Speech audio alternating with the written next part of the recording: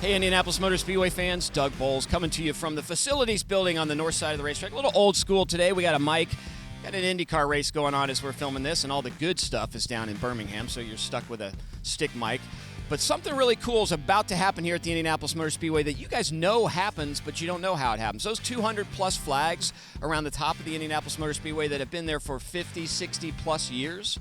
There's a group that we sort of affectionately call the flag crew. I'm going to ask them if that's what they think their name is. But they come in and they get those flags up in just a couple of hours. They drive all the way from St. Louis, but it's generational. And I'm standing here right now with Dave and Mike Poole, who have been doing this because it was passed on to you. And Murphy Poole is back here, who also is now the next generation. But welcome, guys. It's almost May, and you got to get those flags up to make sure it's time. It's time for our renewal of spring. So this has been going on in your family for a long time. How did it start? Well, our dad started on the crew back in the late 60s, and then my brother and I were born in 1970. We've been out here every year since. So you guys drove over from St. Louis last night? Correct. And we didn't do too much drinking, so we're ready to climb. Not at all. We're ready to go to work. So Mike, I'm going to give you my mic, but this is, I mean, we're safety is really a big deal, but when you started this, safety really wasn't what you guys thought about. No, safety was probably not at the paramount of importance, but over the years we've gotten a lot wiser. Speedway's gotten a lot smarter about liability, and we're all comfortable with it. So we, the number one job is to make sure we stay safe, but it is about getting the flags up and everybody finishing the day and going home. And we've been able to do that pretty well for long years. We've never had a serious accident, so that's I think a testament to the professionalism that these guys have, but it's really a lot of fun. And at this point, it's been years of friends and family that have come up, and that's really what comprises the crew. So it's a lot of legacy and a lot of history for us.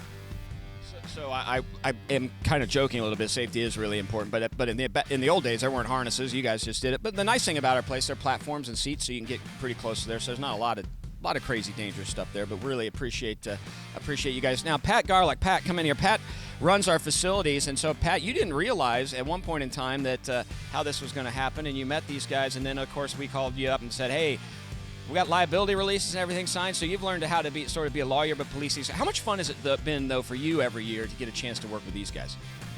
It's been amazing to see this group grow. I came on board with IMS in April of 18. To get to know Mike and Dave has been a real treat, and the rest of the crew. So it's been very awesome to see this kind of evolve over time. And how many flags we put on?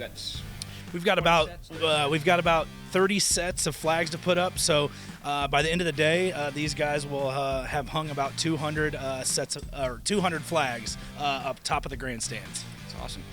So when race fans come to the Indianapolis Motor Speedway, and many of you watching this know that, you come because somebody introduced you. Oftentimes it's a family member, and then you pass it on, and it becomes generational.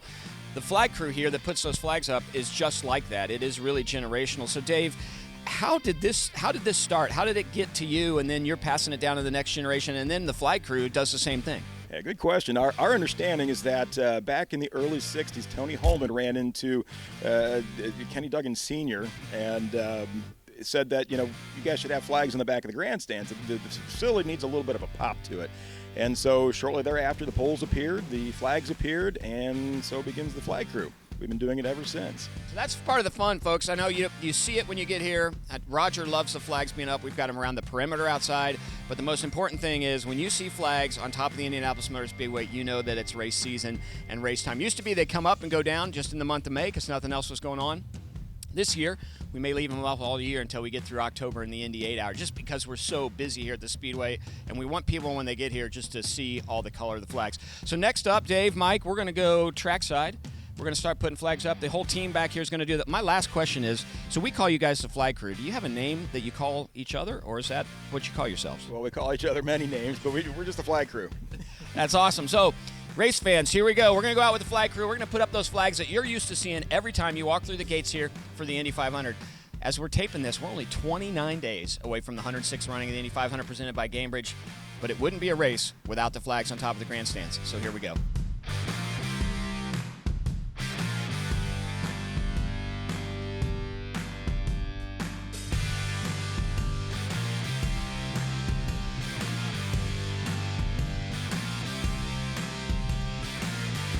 So there you go, folks. Just another generational thing that makes the Indianapolis Motor Speedway so special. The history and tradition of the flags dates all the way back to family members, and it continues today to additional family members. And long after we're gone, long after Dave's gone, long after Mike's gone, Murphy and the gang will continue this tradition.